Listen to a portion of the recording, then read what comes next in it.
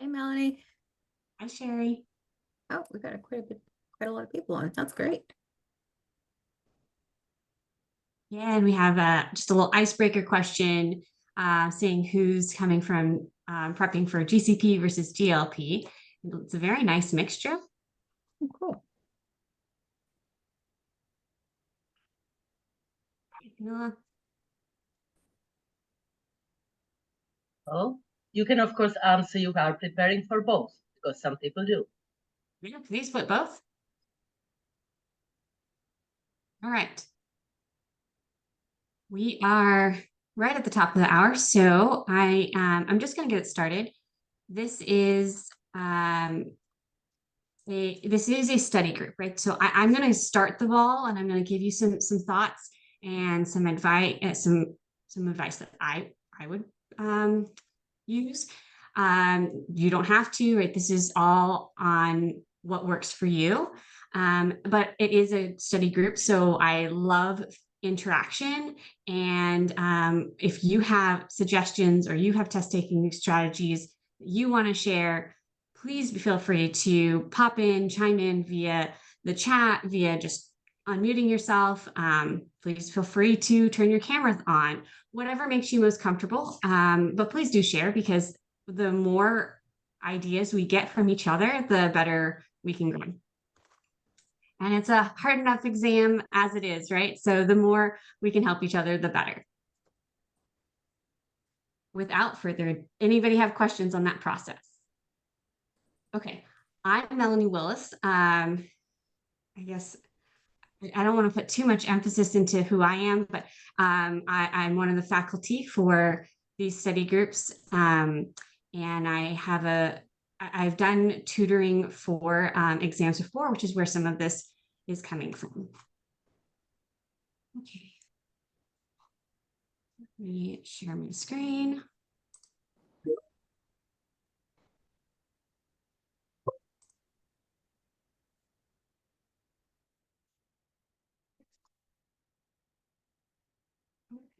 What just happened?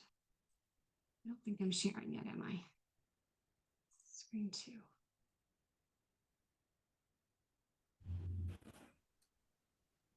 Can you see a slide?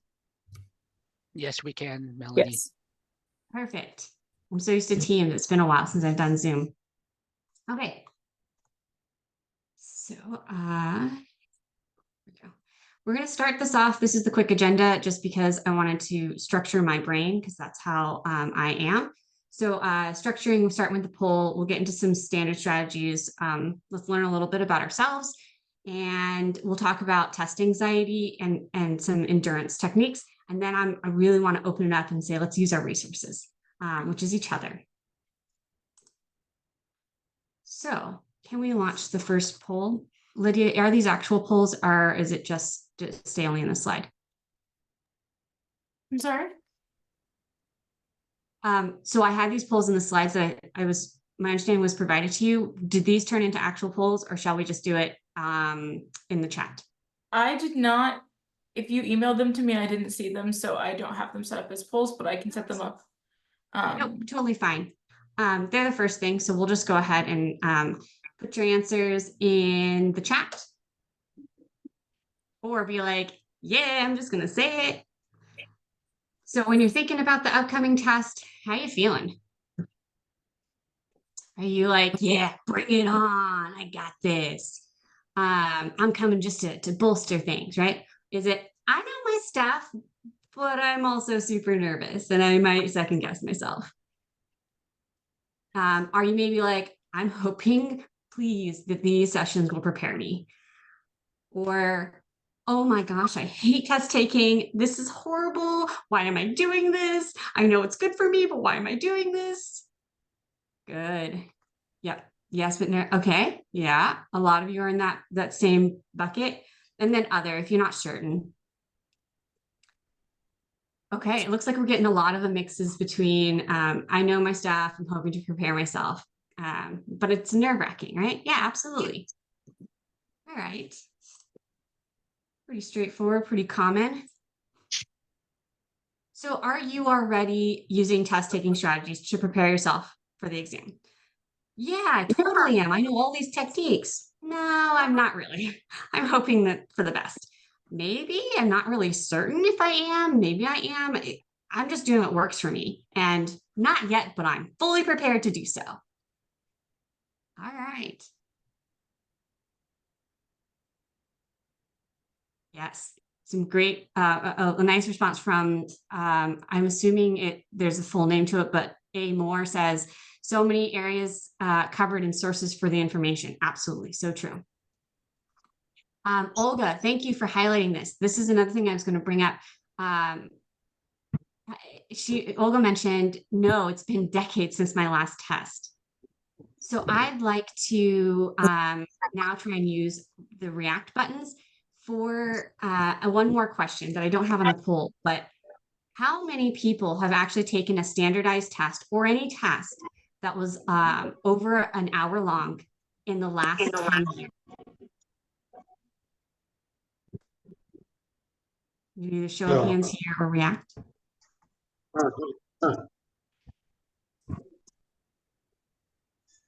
Nobody. Molto. All right. Yeah, that's pretty common. Oh, we have someone. We have a few. That's good. Not since college for a few of you. Mo says, I've taken the CQA, which was exhausting. Yep, I get it. Okay. So that's what we're geared toward today. It's kind of talking about, it's been a while since some of us have done this. So long and timed exams bring challenges beyond knowledge and just the understanding of the material, right? You have this wonderful knowledge base. For the exam, you either have two plus years of experience in that field, right? In GCP or GLP or both, depending if you're taking both, right? So you have fantastic knowledge. You're getting prepared throughout those last 2 years. And there's other factors. When you're sitting down for an exam, do you normally sit for 3.5 hours straight and never think about anything but one topic? Most of us are like, okay, I'm on this for a few hours or for a couple minutes and this over here, and now I'm going to read an email. We're bouncing from a bunch of things. So it's uncommon that we're sitting and just doing one task for 3.5 hours.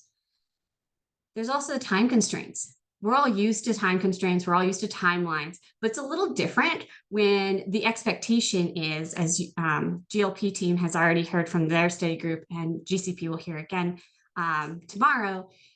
We're talking about 1.5 minutes per question. That's short, right? When you're thinking about it, you're like, some of those questions might be really long and I want to spend my time reading it. So there's anxiety that can come from that as soon as you see like one of those really big ones. And then pressure to move quickly, because everybody in the preparation talks about, you got to get through it. You got to answer all the questions, do. Right? So you have anxiety, you have pressure, and then you have subject fatigue.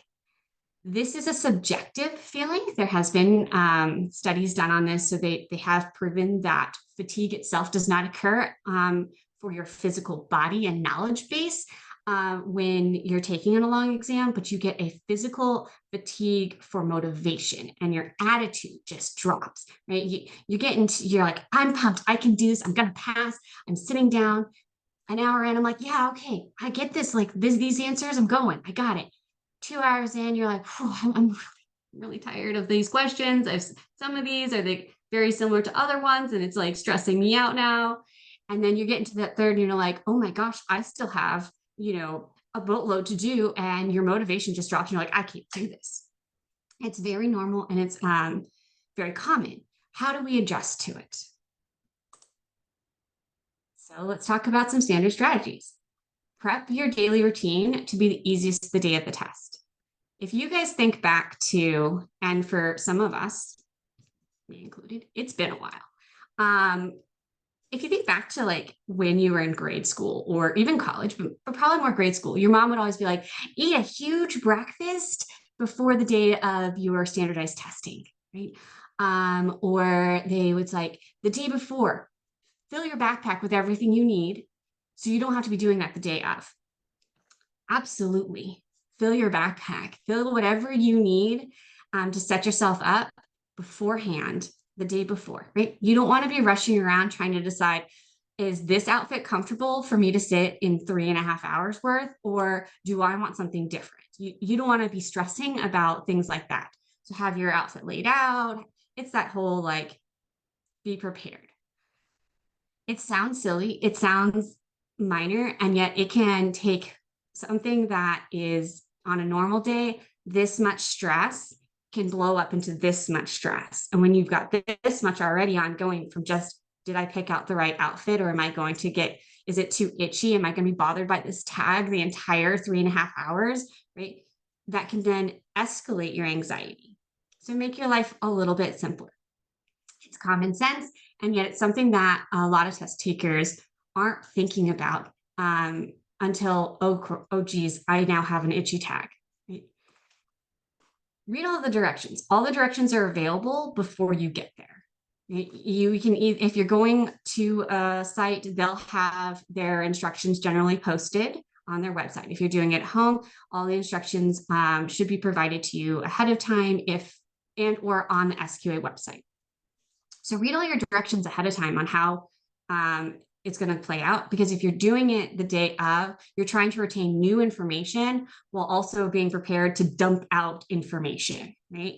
So be prepared with all that directions already filed and healthily in your mental pocket. Now we're getting to the real exam. You've sat down, you're ready to go. Some standard strategies. Don't spend too much time on any one question. You have who hasn't heard that before? Yeah, I kind of figured. What does that mean? What do you guys think that means?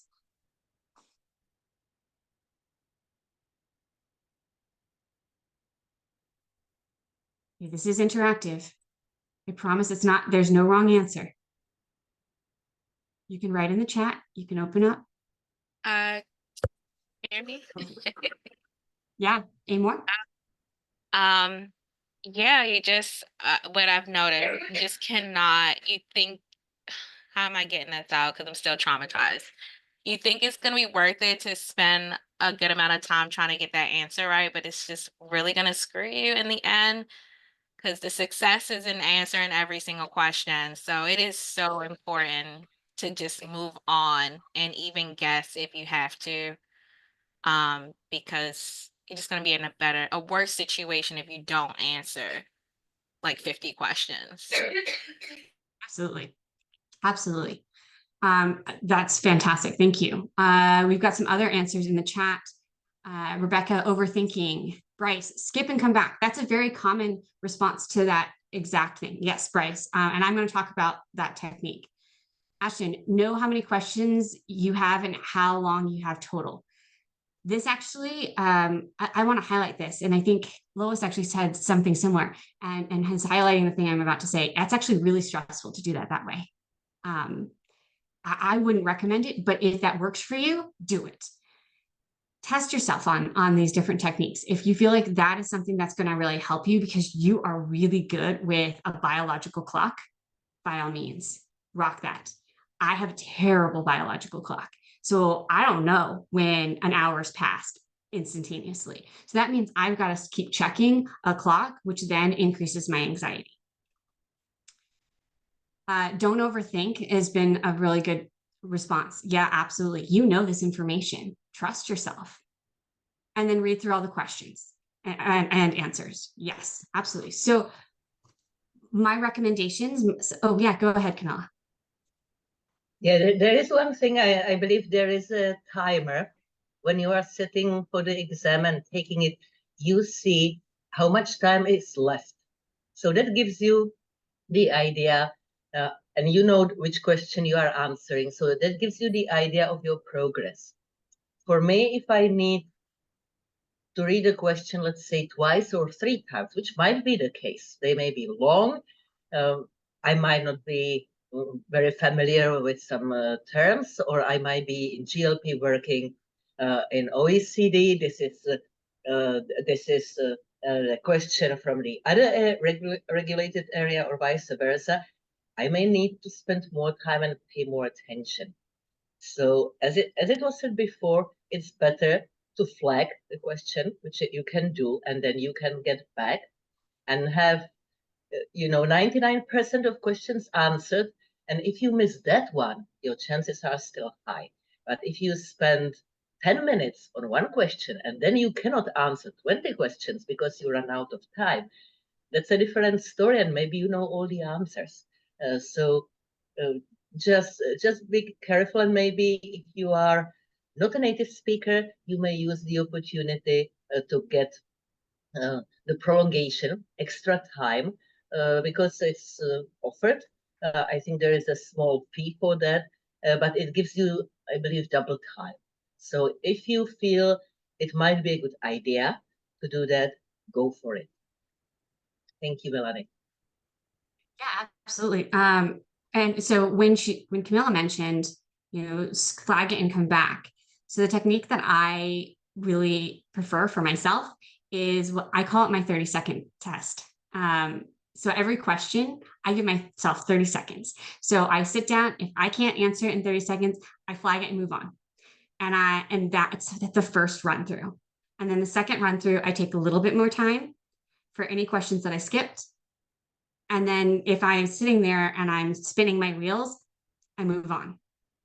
And you kind of just keep doing that. So you end up going through the exam probably 3-4 times. I think for the RQAP, I think I ended up cycling through the whole process 4 times for myself. But I actually ended up with a lot of time at the end, because the process was I answered the questions that were easy, that were short, that was something like in my face. There was no overthinking, just answer and go. And if I felt like my answer maybe wasn't right because I was certain, but it felt a little funny, I would still flag it and as my second go around. So that's a technique. Skipping and coming back is your friend. They're designed for that, right? The electronic setup is designed for you to flag and come back, knowing that these are long exams with a large number of questions. And when you think about overthinking as you prep, there are techniques to get more comfortable with the techniques I'm just talking about, where you just keep going. If you're afraid that, hey, I don't know if I could read an entire question in 30 seconds, you'd actually be pretty impressed with yourself that when you try, it's not as hard as it seems. 30 seconds seems really fast. So try to get your brain into the mode of processing the information in that speed. I'm not saying 30 seconds has to be you. It works for me. Get what works for you. But a technique to practice for that is getting a list of questions of different lengths with different numbers of answers that you can, depending on the type of learner you are, if you're a visual learner, get a practice exam that has nothing to do with this topic, has only to do with a topic that you know 100% about. Maybe it's about you, maybe it's about whatever. You just create something. And you should have anywhere between 10 and 40 questions. And if you're a visual learner, you put a timer, and it's going to cause you anxiety during the practice of this for the first few times you do it. You put a timer for 30 seconds. And you sit down and you read that question, and you try to answer it before that timer goes off. I'm probably panicking like half of you right now. If you don't answer it, it's okay. You just skip it. You're like, okay. And when you do that, you can have 2 things that occur. You can get the anxiety of, I'm failing because I didn't answer that question. Or you can take the mentality of, that was a tough question. I'm going to come back to it when I have more time. No big deal. I want you to keep the second one. It's really hard. So you have to practice that type of mentality, because you don't want to have to try and be forcing that type of mentality for the first time at your exam.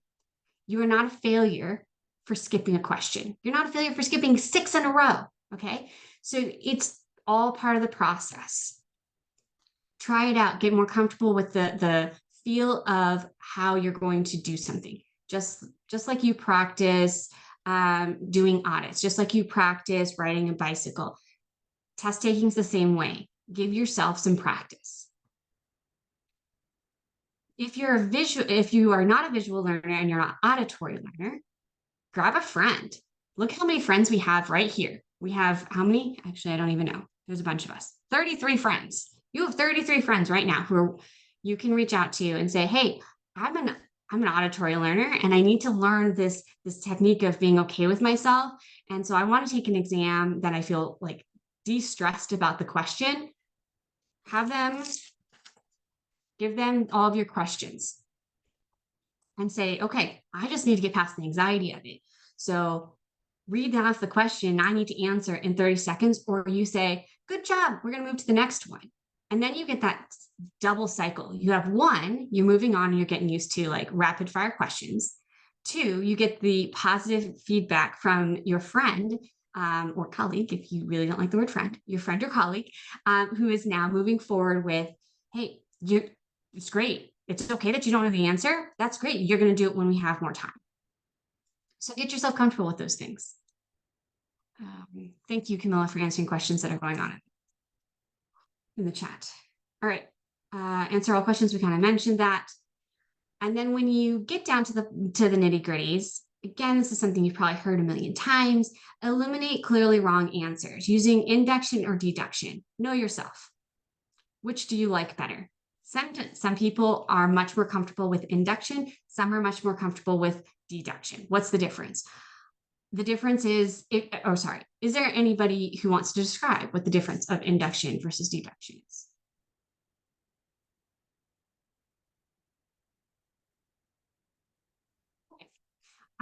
That's right. So induction is you have 4 questions and I know it could be this and it could be that. So you've included these 2, which evidently means ignoring these 2. And that might be because, hey, this has got the right terminology, or I know that this piece of both of these is accurate. Eliminating by deduction says, here's those same 4 questions, but I'm a deductive learner. So I'm going to say this one clearly has a statement that has nothing to do with the question. So I'm going to remove this. And this one is completely opposite, I know, of what I want. So these 2 are immediately eliminated. So induction versus deduction. And then the last key is answering the question before even reading the answers. This can be beneficial as well as stress-inducing. So you may hear this. You need to know how you process. If you're comfortable with processing in this way, this is a fantastic tool because then you have the answer, and as soon as you read the answer, you're good. Double check the other questions or other answers just in case, but it speeds up your process. If this is like stress inducing because you come up with an answer and none of them are the same, and that's a pretty common thing for you, this might not be a comfortable process for you. That doesn't mean that you don't know the material. It means that you process differently than the person who wrote the exam question. Any questions on these items that I've just discussed? Any input? Melanie, there is a question in the chat. Which yes. one is better, induction or deduction? That's a question for yourself. It actually only matters on how your brain works. So try both when you're doing some practicing. Think about the way that you think. For me, I am a induction learner. So I like to include things like, oh yeah, this could be right and this could be right. And then you have to narrow it down. A good percentage of people are induction and a good percentage of people are deduction. And then there's people that aren't really sure. So it's all up to your way of thinking. So if you sit down to do like a Sudoku, if anyone knows that puzzle, right? You have numbers and you have to fill it in, or crossword puzzles. And you think of potential options that could go in versus, then you're probably an induction thinker. If you're thinking of, well, it can't be these, then you're probably a deduction thinker.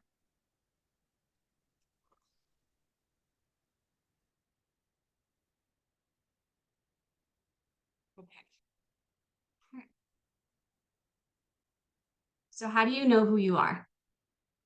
How many people have spent a lot of time doing standard classroom learning in the last 10 years? Probably not a lot of us. And if there are, fantastic. Good for you. Oh yeah, we got a few. Love it. Okay.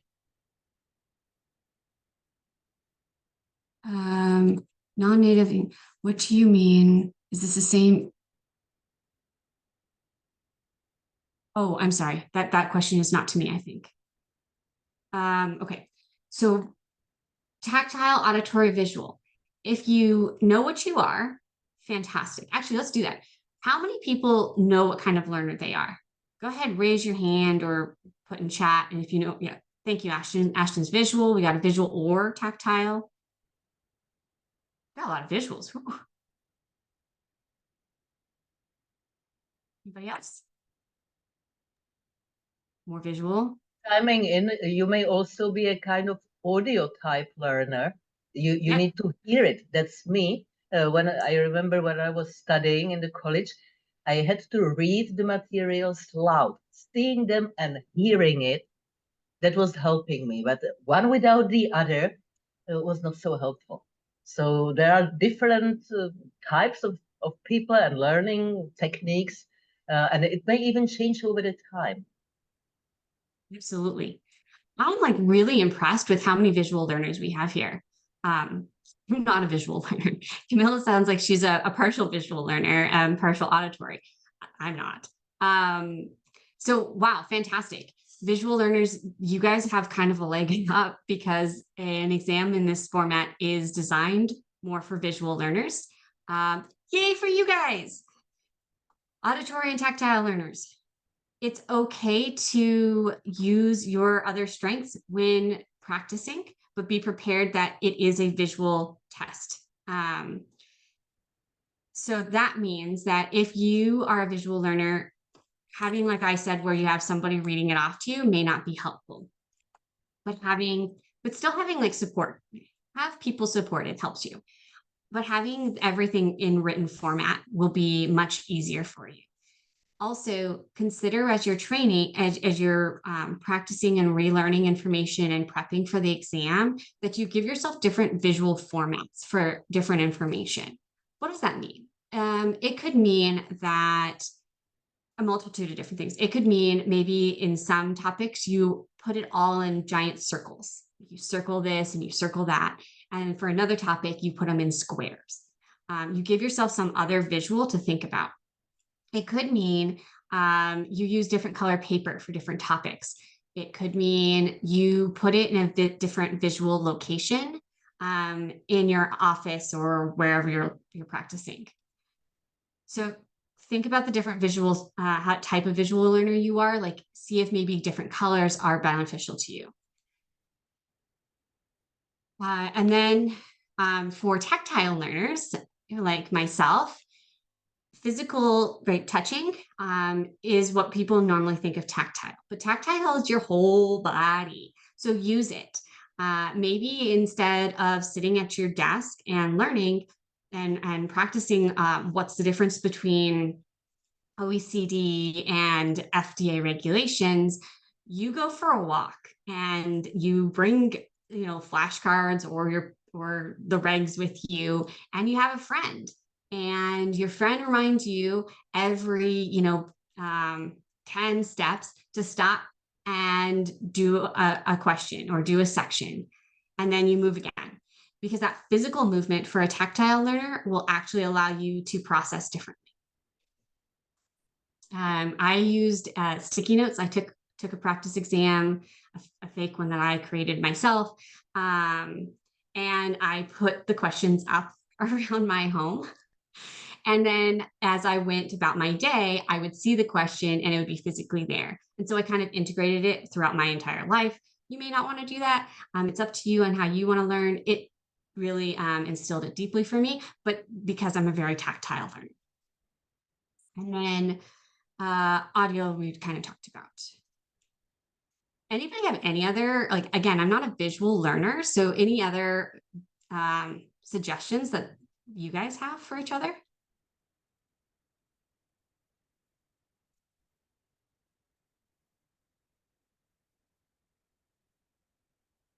Okay. Think about what kind of experience you've had as far as topic goes. Maybe you have worked at a test site only, and you maybe have a really strong knowledge of the regulations based on the work you've done, but you haven't really done work in a different area that is also covered by the same regulations. Pair up with each other. Again, we got 33 people here. Team up with each other and say, hey, I know this really well, but when I'm thinking about this part of the regulations, what's unique to you? And then probe each other on different topics. And you might find that really bolsters your understanding of the why that is necessary for the exam. Thank you, Ashton. Yeah, Ashton's like, I'm test site only. Maybe you've only done FDA regulations as part of the actual work you've done, and you're trying to really understand the differences of OECD. Pair up with somebody who's done OECD. Or maybe you've done, and I'm sorry, I'm slipping only into some of the GLP realm. That's my realm. Maybe you've only done EPA GLP work. Team up with some FDA GLPers or OECD GLPers. Same thing in the GCP world.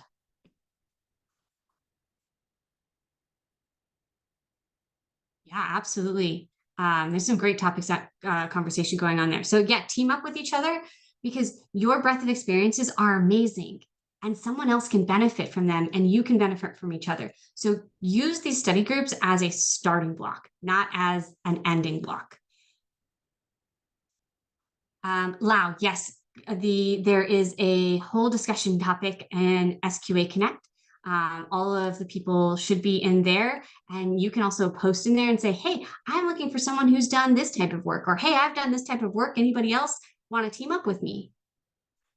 Absolutely. And then before you go any farther, what is the thing that's stressing you out the most about this exam? And if you're brave, feel free to share. Not passing. Yeah. The regulations. Okay. Time. Confusion. Confusion in what way? In language? In topic? The time it takes to process questions. Ah, yeah, this one's a good one. Multiple right answers, but only one best answer. Investment in the prepping and taking of the exam and then not passing.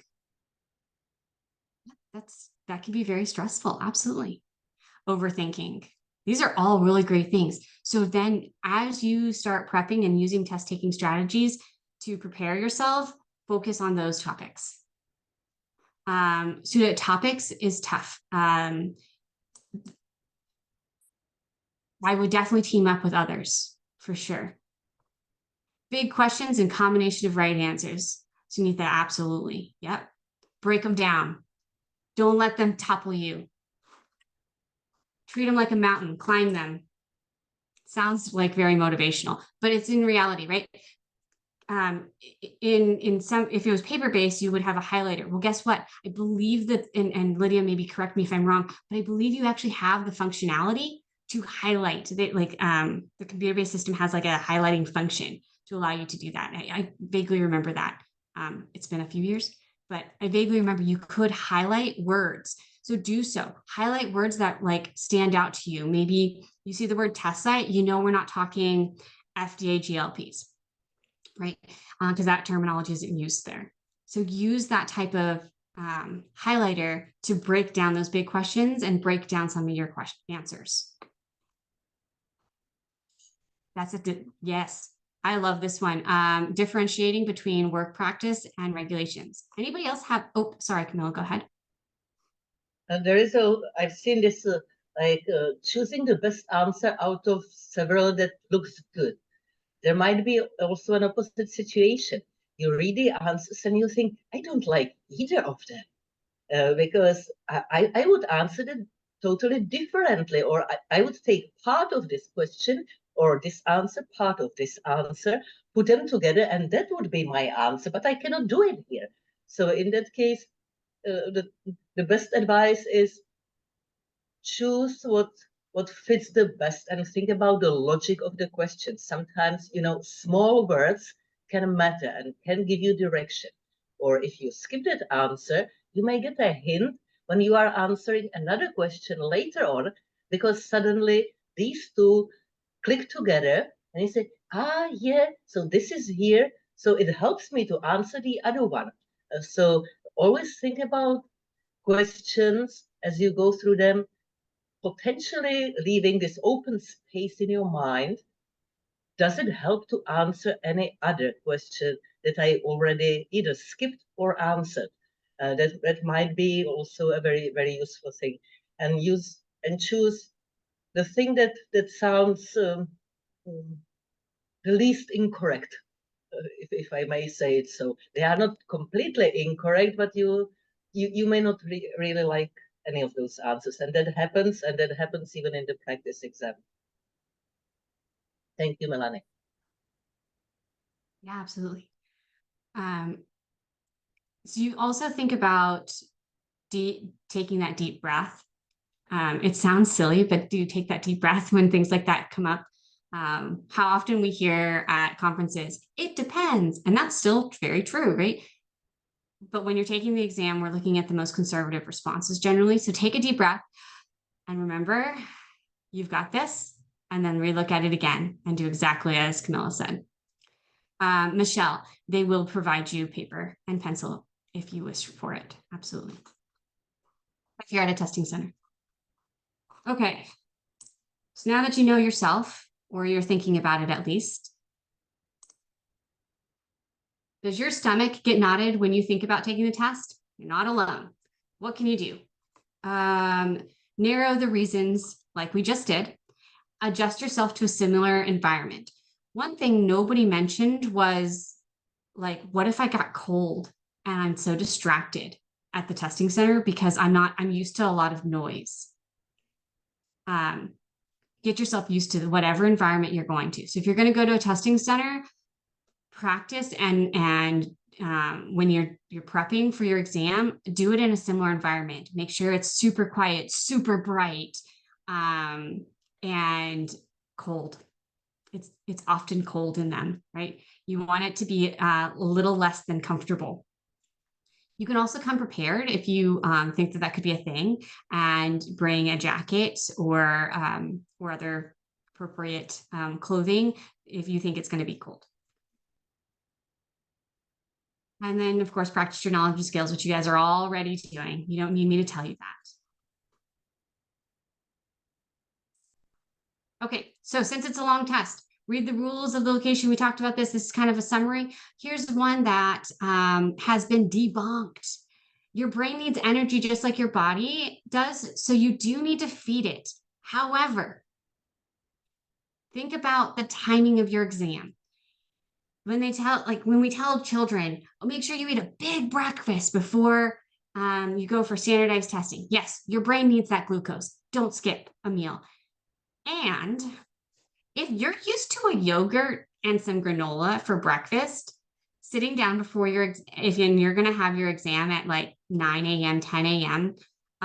In the morning, and you sit down and you eat your, instead of eating the yogurt and granola that you're used to, you sit down and you eat a big breakfast, eggs or a breakfast burrito or, different cultural, I'm just throwing out, large volumes of food that you're not used to eating.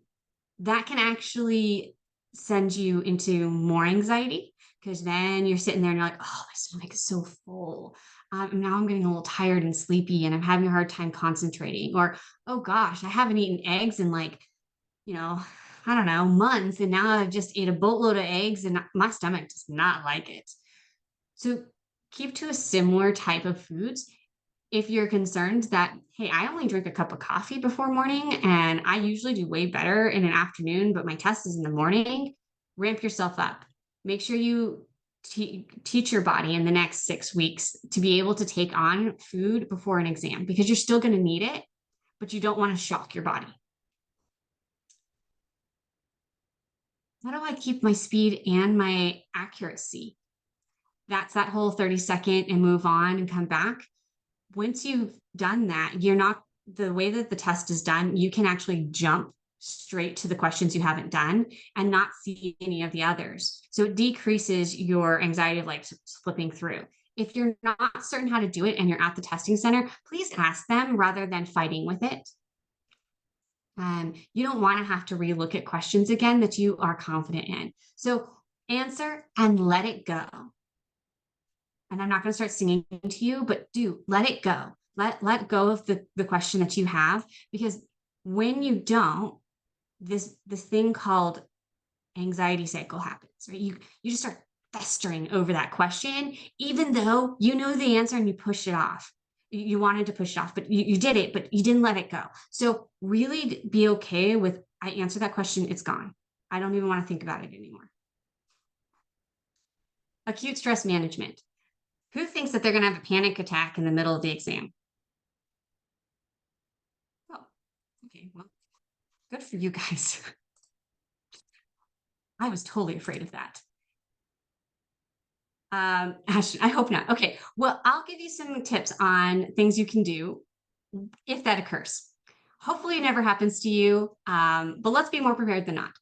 So a couple of things, there's a technique called rapid eye, I don't remember what it's actually called. There's a real sciencey name before, psychology science name to it, but it's basically using both sides of your brain to modulate. So say you're sitting at the exam and you're like, oh, okay, I know I have like 40 questions still, and I'm panicking and I can't even think about a single one of them because all I can think about is that I'm not done and I have a ton of questions left. And instead of trying to rush to get to those questions, which will take, which is important, take a few seconds to remodulate yourself, because you're not going to make it through if you're in the middle of panicking because you're not reading anything. So take a couple of seconds and remodulate yourself. Tap your knees. Oh, you can't see me. Let's pretend this is my knees. Tap your knees alternatively with your hands. It sounds silly, but it works. Tap your hands alternately, not fast. We're not playing the bongos, just nice and slow. And as you're doing it, make your eyes follow that same motion. And when you start to feel better, you'll know. It's very, very obvious when you start to feel better. Give yourself a couple more after you feel better and then move on. This usually for most non-neurodivergent, it can be a very quick process. If you already have coping skills, use those, right? If you already have a process, use those. This is just for those of you who may not already have a coping skill. Another one is, yep, absolutely. And Svala, she mentioned the 5, 4, 3, 2, 1 grounding technique. That's fantastic. Numbers for some, and I'm just highlighting the fact that numbers for some can be very anxiety driven.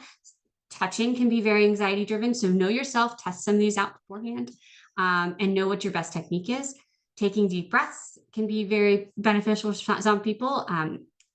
During one phase of my life, that was the worst thing to do. Like if I started taking deep breaths, I would just start hyperventilating because I couldn't control the speed of my breath when I was in a panic attack.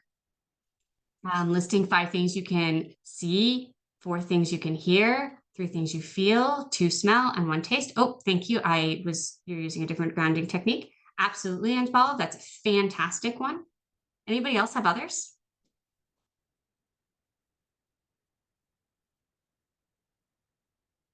Okay. If you come up with some, please put them in the chat. Oh yeah, Camilla, go ahead. Just something as simple as, okay, every problem wants to be solved. No need to panic. Everything will be fine. And it works. Yeah. Positive affirmations also. Yep. It depends. Again, we love that phrase, it depends. Know yourself though. Try some of these out beforehand. Have in your little pocket, your brain pocket of techniques that you want to do. When I took not this exam, but an exam farther back when I had far more test anxiety, the first thing I did was that paper and pencil that someone else mentioned, Michelle mentioned. The first thing I did is I wrote my different calming techniques on it because they were fresh in my brain when I sat down. And I knew that when I started panicking, I wouldn't remember them. They would be gone, completely gone. So I would, when I started to panic, which was like 6 or 7 times during that exam, I would look at that paper and I would remind myself what my techniques were, and I would get through it. Oops. So practice your skills, rapid fire questions, and then concept associations.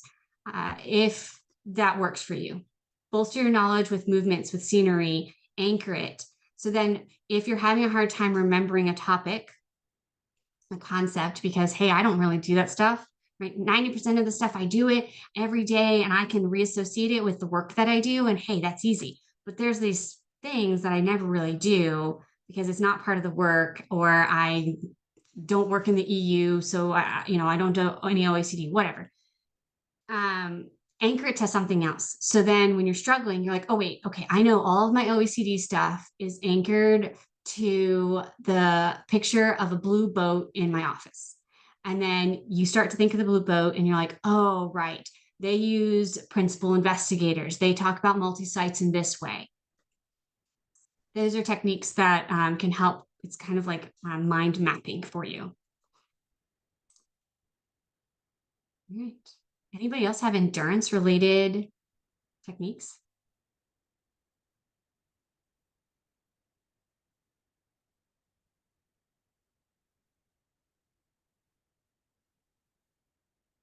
These are my references. I'm gonna stop sharing. I took up a lot of your time and I'm sorry, but this is an open study group, so please share other ideas, team up, ask questions.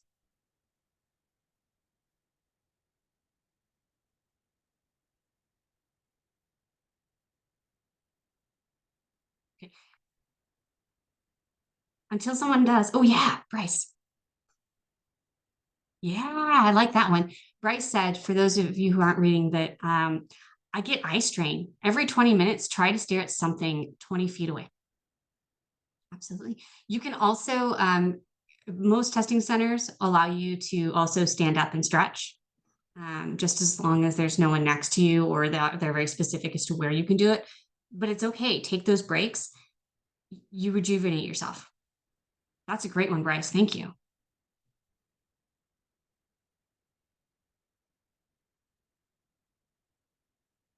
Any others? Yeah, Camilla? Practical question. If I'm in the testing center and I need to go to the bathroom, is it possible? Because 3 hours, especially if I had morning coffee, that would be way too much. Yeah, I know you can go to the bathroom. I don't know how the clock works for that. That's a logistics questions that I do not know. Lydia, do you know by chance? Is it possible in the testing center to use the toilet, and is the time counted in the exam? I do not know. I will have, it may depend on the testing center. I'm gonna have to reach out to our testing partner to get that information. Thank you, please do. Because that may be important. Yeah, and some testing centers don't allow you to have food. So that's also something to think about. Like, I don't think I'd go more than an hour and a half without eating something. So that was tough for me.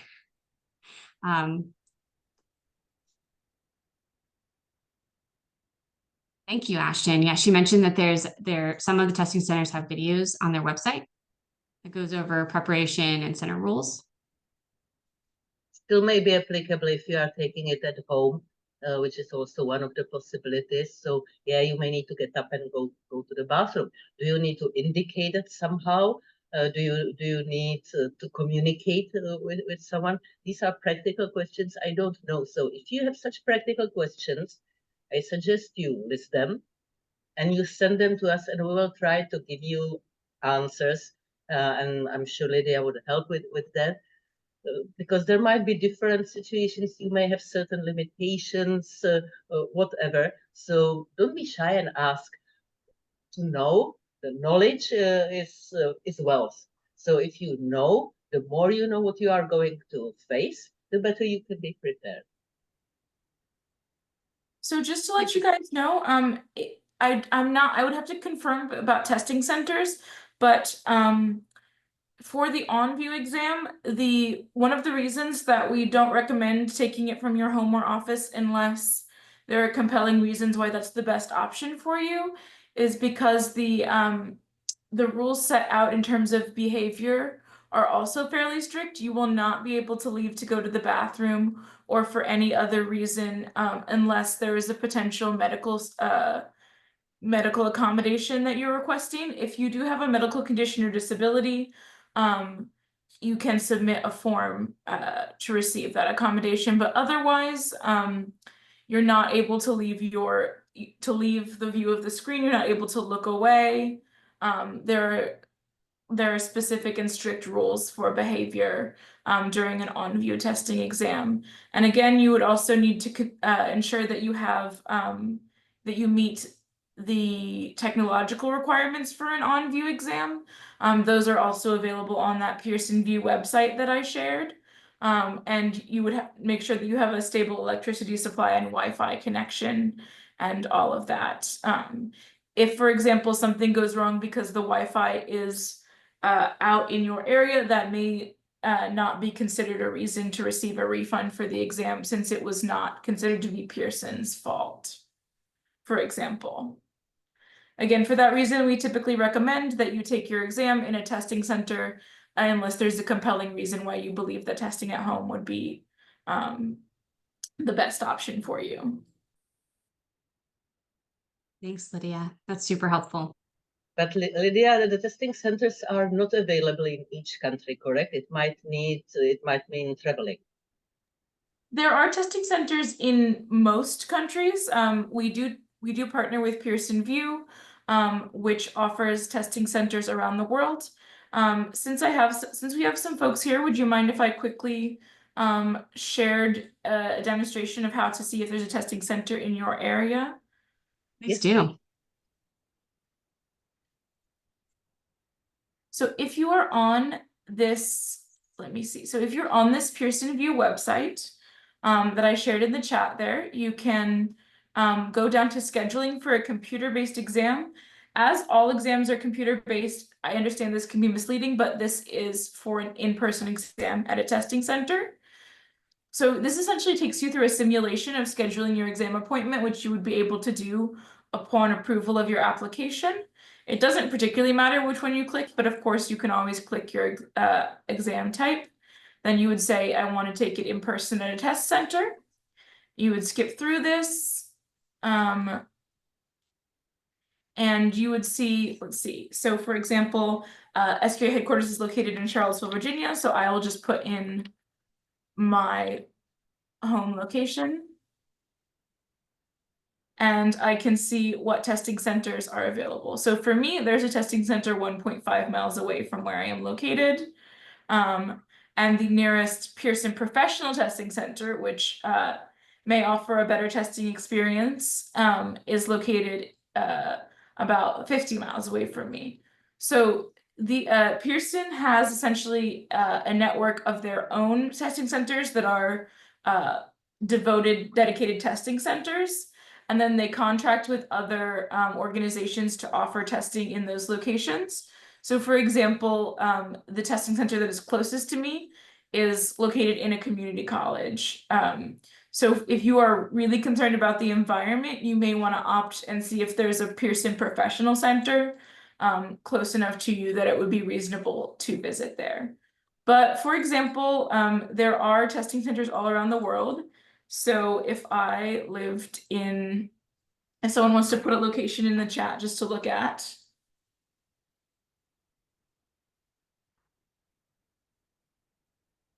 Let's see.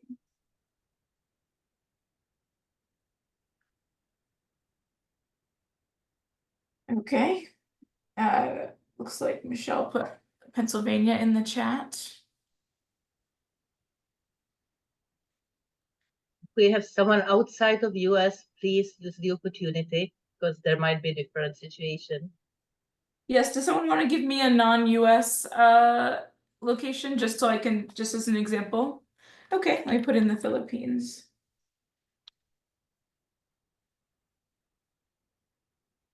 It's a general location.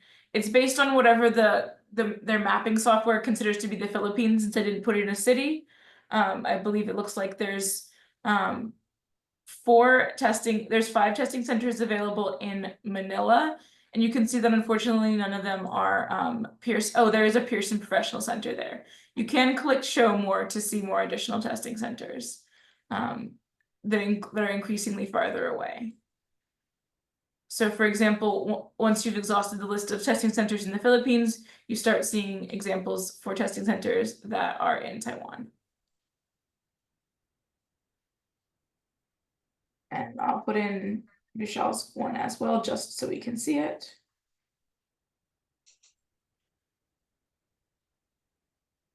And then when you are looking at a test, I apologize for taking over the session here. I just wanted to show an example. So if you wanted to look at the details for each testing center, you can select up to 3 and hit next. And then it will show you the availability of appointments at any given testing center. And I do recommend that if you're looking at a testing center and you see that it has very limited dates for September, for September and October, that you go ahead and think about what you would do if that testing center is not available at the time at which you are approved. So make a backup plan if possible. And that's it for me. And again, you can also see these policies. Let's see, admission and ID policies, cancellation policies, rescheduling policies, comfort aid list, medical devices, other approved items, face mask, headphones, and look, for example, face mask or gloves. So yes, if you have specific questions about the logistics of the exam, send them to me at rqap@sqa.org. I'll send them on to our testing partner and I'll get you that information. All right, passing it back over to you all. Thanks, Lydia.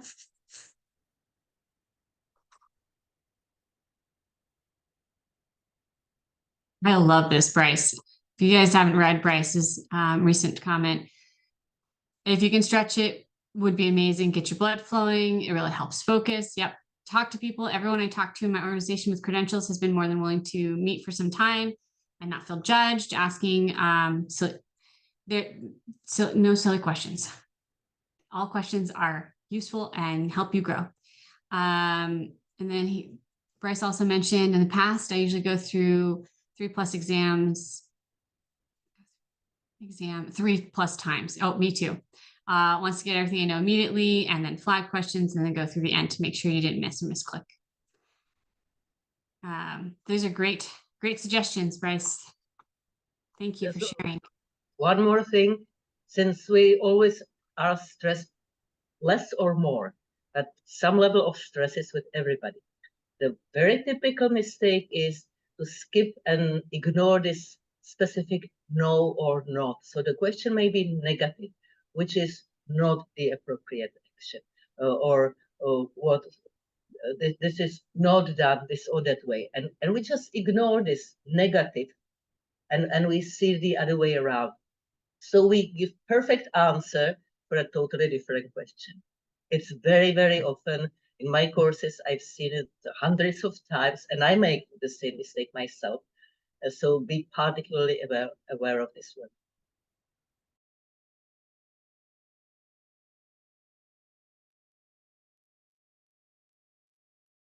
And then as the final note, I think someone mentioned having a coach or something, but get a cheerleader and have someone in your corner who's rooting for you for no other reason than to root for you. These are exhausting. So as you're training and prepping for them, have someone who's super supportive of you. They don't have to be someone nearby you. They don't have to be someone you know very well. Get a cheerleader. Get someone who's like, yeah, you got this. Nice job. And it can bolster. A lot of us have internal motivation and the need for external motivation. You're doing what you can for the internal. Get a friend to do the external for you. And then Diane, I don't know the answer to that question, but we can look into it and get back to you regarding the max number of times you can use the practice exam. I think it's unlimited time for the practice exam. You can go through again and again and again. I did it a couple of times and it was more than 3 times. So there should be no limit, I believe. Used to be 3 times, so we should just confirm Yeah, so with the new okay, process. let's take it 3 times, but maybe it can be more. Lydia, do you know this one? The practice exam, how She many answered it. times can I retake it? So when the practice exam was what had a fee attached, there was a limit of 3 times, so it is set to give you 3 attempts, and that's not a setting we can change now. But if you need more than 3 attempts, if you tried it 3 times and you'd like to try it again, just reach out to rqap@sqa.org and we'll reset that for you. Thanks, Lydia. Maybe we can remove this this limitation. There is actually no reason for keeping it. I don't believe that within the settings of the practice exam we can actually remove that I see. that 3 time limit, but I will, when I have free time, I will go over and see if there's anything deep in the settings we can do. Thank you. Well, that wraps us up. If anybody has any burning questions that you have based on anything I've said or your colleagues have said, please feel free to put it into the discussion group chats, or I'm always available if you want to reach out to me. I'm sure the other faculty members can. All the faculty members who are here, please just say hi. I see a few of us. Hi. Sherry. I was gonna say hi without putting on the video, and then I'm like, how confusing would that be? Yeah, just don't be shy to ask. There are no stupid questions, only stupid answers. So Sorry, Camilla, ask they say the only stupid question is the unasked question. Then you never Yeah. get an answer. and that you regret that you haven't asked. Exactly. All right. Well, thank you guys all for participating and being involved. It was a great chat on this one. So many that I couldn't even keep up. I'm really impressed with you guys. So I look forward to seeing the rest. Can I ask one quick question? If we know we have a particular area that we're weak in, can we reach out to you to see if you have any guidance on documentation we may review? Absolutely. Please do. Okay. Or bring that Perfect. question to the next meeting for the either GLP or GCP, because others might benefit from discussing that part as well. Yeah. Good idea. Okay, thank you. Post it in the chat of that, because we have the community in the SQA Connect, so you can feel free to ask questions in there, and the faculty are part of those, and we can answer that too. So Okay, that's great. Any way you want to do it. Thank you. And I'm not And if sure you're if nervous, you've checked out the handbook already. It does have a lot of references that you can refer to, and they're very helpful. Thank you. It's a huge list, Hector. It's like a huge list. I know. Yeah. So, yeah.